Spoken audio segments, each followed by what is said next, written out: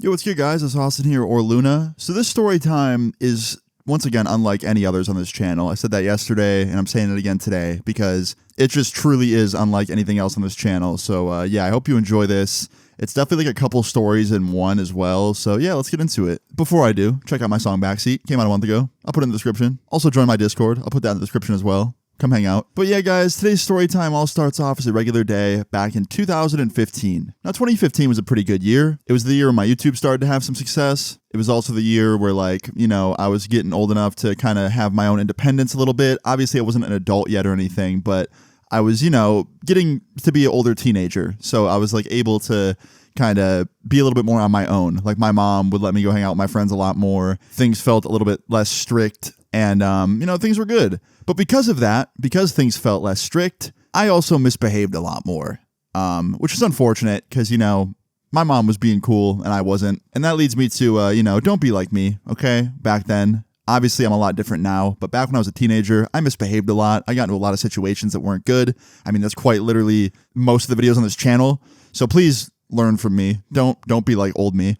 Be a good kid. Behave yourself. Don't disrespect your parents. But yeah, 2015, this all starts off as a normal day back then. Sitting in my room, I was on Xbox Live with a bunch of my friends playing Call of Duty, and I remember I was in an argument with this kid. There was this kid that I used to go to school with. His name was TJ. And every fucking day we played Xbox together, right? And I would always get into arguments with him. Like every single day we'd get into these stupid, petty, just childish disagreements, and it would get so bad so fast. I'm sure a lot of you might know what I'm talking about, but do you guys ever get into disagreements with somebody, like a friend of yours or something, and just out of nowhere, somebody takes it way too far out of just nowhere? That was me and TJ. Every time we'd argue, whether it was me or him, somebody would take it way too far. It'd go from like arguing about a Call of Duty thing to like super personal shit in the matter of a minute. For example, on this day in 2015, me and him were arguing because he lost a 1v1 on MW2. Now, I know a lot of my supporters are not unks, okay? I know a lot of you aren't pushing 30, and you've probably never played the OG MW2 that came out back in like 2009.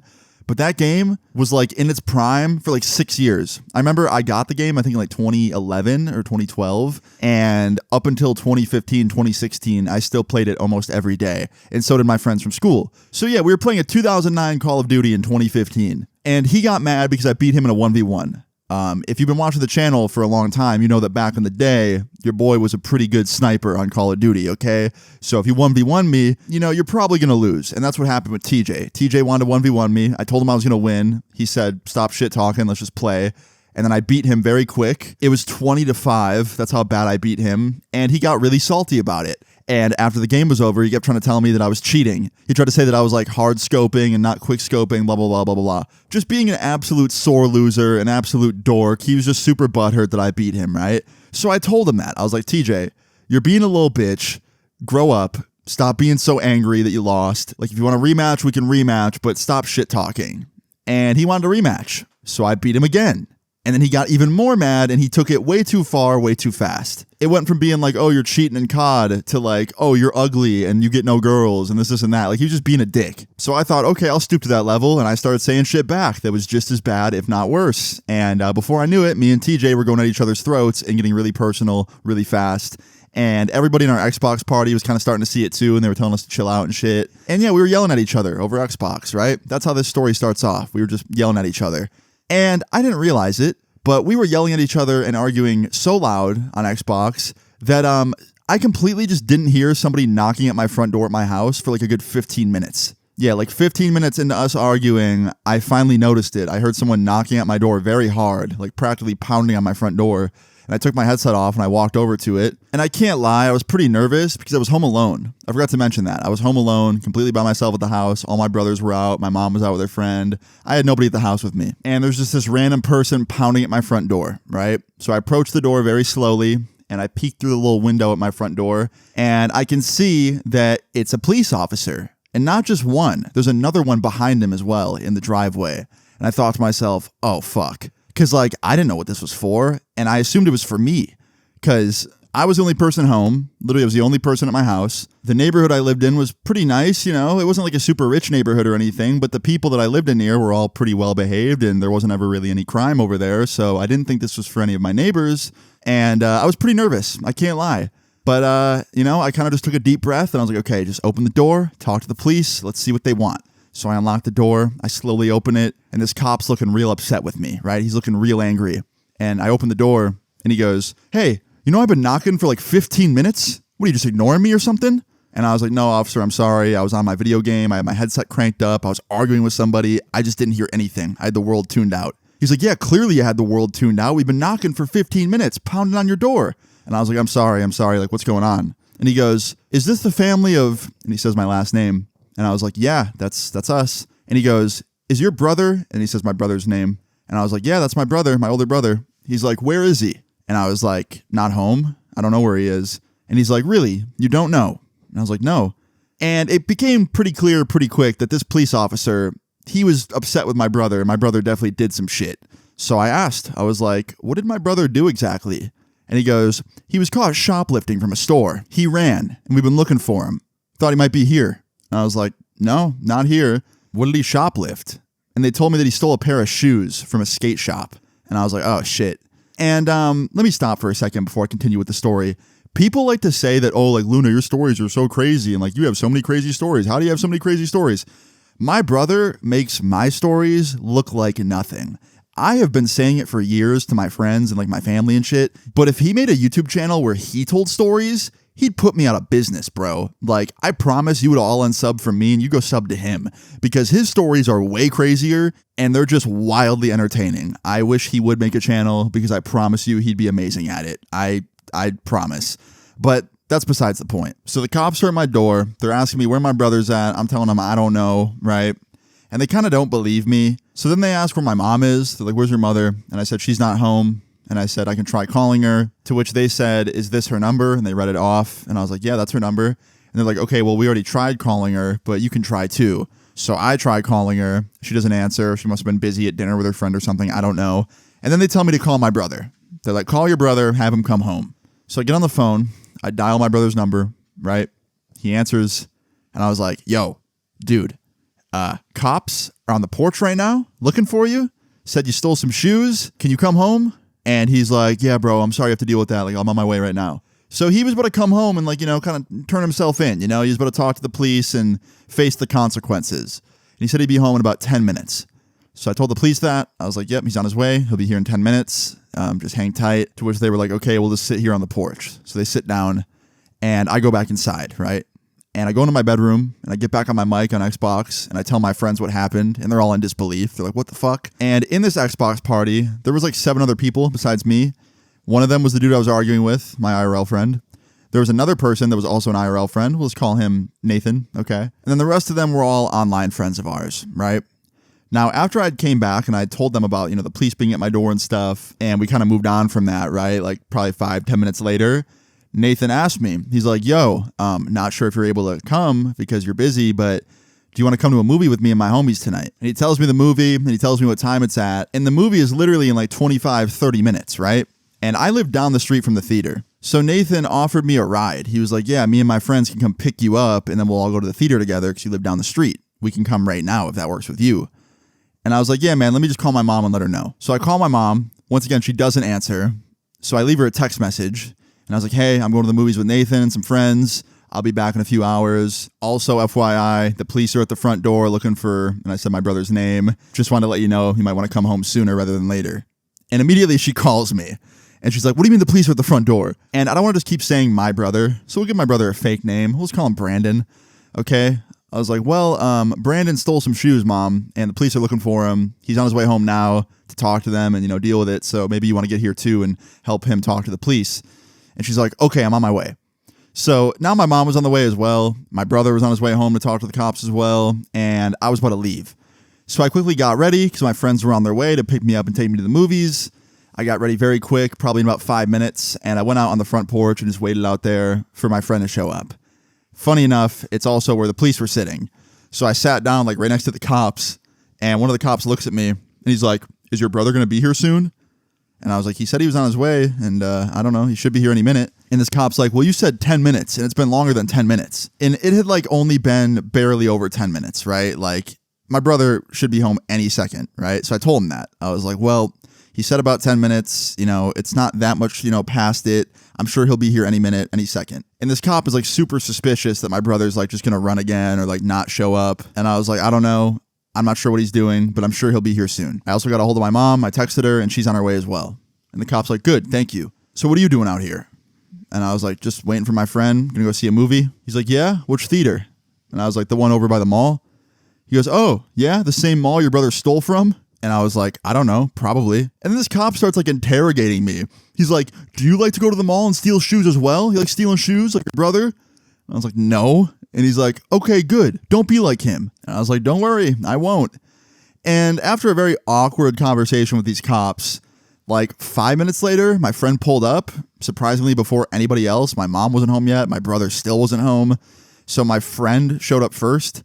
And at first the cops thought it was my brother and they like ran over to his car and they were like trying to like talk to him and they realized it wasn't him pretty quick and they were like, oh, sorry. And they walked back to my porch and I said goodbye to the police. I opened the back door of my friend's car. I get in. I was in the back seat with Nathan. And just as I had gotten into the back seat and we were about to leave and pull out of my driveway, my brother pulled in. So I left as my brother arrived, and it kind of sucked because I wanted to be there to see what happened. I didn't know what was going to happen. I don't know if my brother was going to get arrested. I didn't know if he was going to get just really, really yelled at. I didn't know, right? So obviously I was kind of bummed that I'd be not there for that. But we'll come back to that. We'll come back to that towards the end of the story. So me and my friends, we pull out of my driveway and we drive to the movie theater. Upon arriving in the movie theater, we get our tickets, we go into the snack area, get some snacks. After that, we made our way to the theater, found our seats, we sit down, and we had quite a few people with us. It was me, Nathan, and then 3 other of our friends. So in total, 5 of us. And back then, this was before a lot of the movie theaters had recliner seats. This was when my movie theater still had the old seats that were like made out of this like kind of like couch cushion material, and they did not recline at all, and you barely had any leg room, and they were super fucking uncomfortable and kind of gross, to be honest, because people would spill shit on them and you couldn't really get the stains out. It was really not the best seats, right? But back then, that's how it worked, and you didn't have to pick seats beforehand. You just sat down wherever you wanted. So me and my friends, we all sat in the very back row in the middle of the movie theater, right? Now, the friends I was with, most of them were pretty chill, pretty relaxed, pretty well behaved, right? But there was one person in our group in specific. We'll just call this person Garrett, okay? Garrett really liked to not think sometimes. Like sometimes he just really loved to not use his brain, and he'd get us into situations that nobody wanted to be in. And the minute we got there and we sat down in the back of the theater, Garrett pulls out a whole cigarette and lights it in the theater. To which I look over at him, and so does everybody in our group, and we all give him that look of like, what the fuck are you doing? And I spoke up and I was like, Garrett, what are you thinking? He's like, what? No one's here. It's just us. I'm like, bro, people are going to start walking in any second. And if there's smoke in the theater and it smells like cigarettes, they're going to blame all of us because we're the only people in the theater. And he's like, don't worry, man. I'm just taking like 2 hits. So he takes like 2 drags of it, right? And he puts it out on his shoe. And he puts the like 2-hit cigarette back in the package with the other cigarettes, right? And he puts it away. And we're all annoyed with him, obviously. We're all kind of pissed at him now because it's like, dude, that's just so stupid. You couldn't have like waited till after the movie or like smoked beforehand. Like you waited till we were in the theater, took 2 drags for what?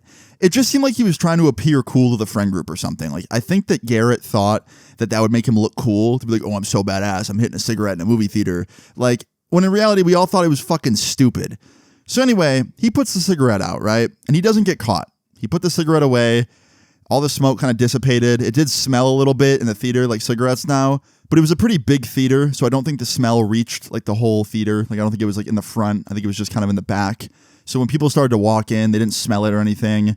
But yeah, people started to walk in like a few minutes later and previews were going. And by the end of the previews, it had been like 20 minutes and everyone was in the theater.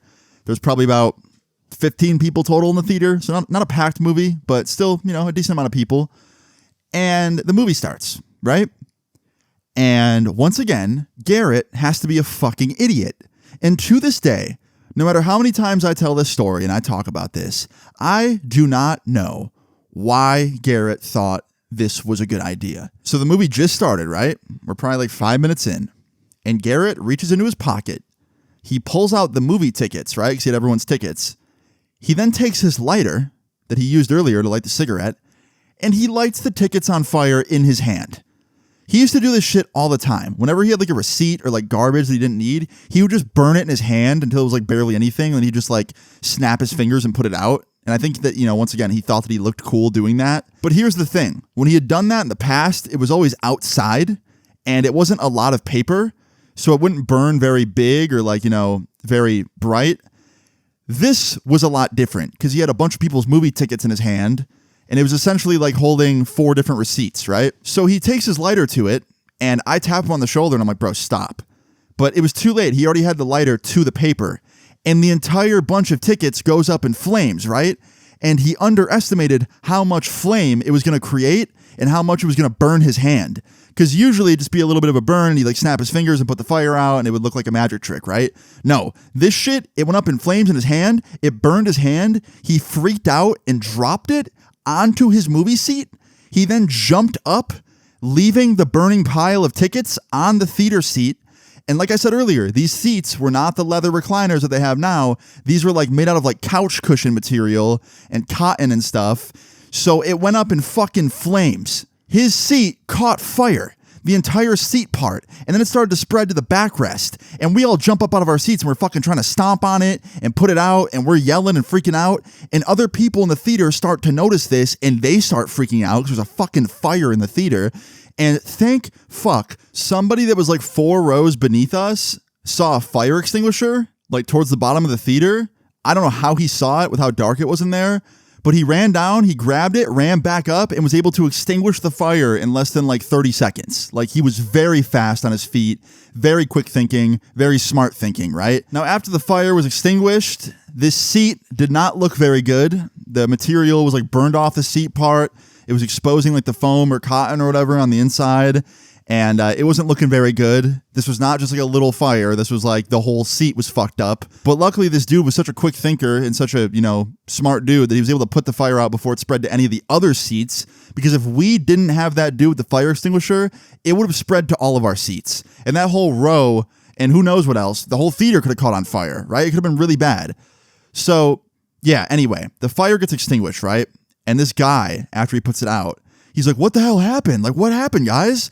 Because obviously he was confused, because it's not every day you see a movie theater chair just catch on fire, right, during a movie. Like, obviously there had to be a cause. And we all kind of look at each other, and then we look at Garrett, and we give him that look of like, go on, Garrett, tell him what happened. And Garrett looks at the guy, and he's like, I was playing with my lighter, and I accidentally set the chair on fire. And this guy goes, you were playing with your lighter? What does that even mean? And Garrett's like, well, I was trying to like burn my tickets instead of throwing them away. And I accidentally burned myself and dropped the tickets. But yeah, I lit them on fire with my lighter. And this guy's like, are you stupid? Why would you do that in a movie theater? And we all kind of like look at Garrett like, yep, you're a fucking idiot. And Garrett just doesn't know what to say. So obviously at this point, the movie's fucking done. We're not going to see the movie. There's smoke coming off the chair. And there's already somebody out in the theater hallway, like telling the staff that there was a fire and to like call the fire department, right? So like 5 minutes later, the fire department showed up, and we had to talk to them, and Garrett had to explain to the fire department what happened and tell the full truth, because obviously like he had to, there's no other explanation. And the fire department, right, that pulled up, they were like obviously pissed because that was really dumb of Garrett to do. But then like 5 minutes after the fire department pulled up, a police officer pulled up. And it was the same police officer that was pounding at my front door earlier that day. And I was like, oh shit. Like, he finished talking to my brother real fast. Like, now he's already over here. And he sees me like in the waiting room of the theater. And he quickly walks up to me and he goes, no way. And I was like, yeah, fancy seeing you here. He goes, your brother, now you? Like, what's going on? Like, you guys all just misbehaved? And I was like, no, this was not me. I swear. Like, this has nothing to do with me. I was just sitting there when it happened. I did not cause this. And he's like, well, what happened? And I told him that my friend was playing with his lighter and he lit the tickets on fire and then the chair caught on fire and whatever. And this cop's like, you got to pick better friends, man. You got to pick better friends because this is ridiculous. And I was like, I know. And he's like, seriously, like, who thinks that's a good idea? And I was like, I have no idea. He is not very smart. So I end up talking to this cop for like 5 minutes about the situation. And luckily, he believes me, right? Like he knew I was telling the truth. Also, I think they had cameras in the theater so they could check anyway. But But the cop, after we talk about my situation for a little bit, he starts talking about my brother. And I asked him, I was like, is everything okay with that? Did my brother go to jail? Like, what happened? And he's like, no, your brother didn't go to jail, luckily, but he's going to have to do some stuff. And I was like, what kind of stuff? And essentially, they trespassed him from the mall. He got banned from the mall that had that store in it. And like they had to like take a photo of him and keep it like in the mall security office to make sure he was banned. Also, obviously, he had to go back with my mom and pay for the shoes he took. So, yeah. But in the grand scheme of things, that is a very good deal compared to what could have happened, because at this time, my brother was an adult and they could have easily put his ass in cuffs and just sent him to jail, but they went easy on him for some reason. So very lucky for him. So yeah, that's a little bit of a conclusion to that story in the beginning. But back to the movie theater thing. So after the fire department came and like, you know, checked out the movie theater seats and stuff and made sure there was no active fire and no risk of another one starting, the police talked to my buddy. And so did the movie theater manager and stuff. And my friend, Garrett, the one that caused this, he got in some trouble. So he got banned from the theater, obviously, because they didn't want him there anymore, starting fires. On top of that, the police called up his parents, obviously, as well. They came down, freaked the fuck out, grounded him for like 3 months. And they made him sign up for a class meant for kids that are playing with fire, essentially. It's meant for like teenagers that are just up to no good, playing around with fire, and you know, they're at risk of getting themselves hurt. So they had this class at the fire department that helped like teach them. And it's kind of funny because I ended up taking that same class before. I've talked about it on this channel before. I had to take that class because my dumb ass, when I was younger, also played with fire a little bit. I will say, I never lit a movie theater on fire though, so that's good. But I was still a very stupid kid back in the day, and I messed around with fire sometimes, and I got myself into some shitty situations. Which leads me to the most important part of this video. Moral of the story is, do not play with fire ever. I don't care how good you think you are at doing it. I don't care if you think you're a professional. Fucking don't do it, man. But yeah, guys, in the end, my brother was okay for the most part.